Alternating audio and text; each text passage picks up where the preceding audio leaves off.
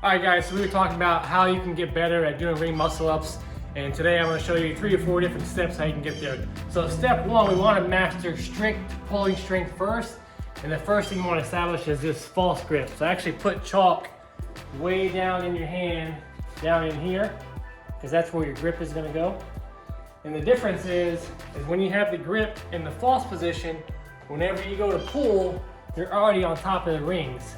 As opposed to if I have this grip down here, when you go, you gotta pull harder and you gotta get this transition, which makes it really challenging. So the false grip is tough, but you gotta get it to master the muscle up. So get this position here, stay strong in your grip, don't let it slip out here, it's gonna make it a lot harder. But if you can, and you have good pulling strength, and once you have your toes up and try to pull to your chest, if not, keep your feet planted on the ground, walk your toes back a little bit, keeping the false grip, and then pull as high as you can. So that's going to be step 1 without letting your grip slip.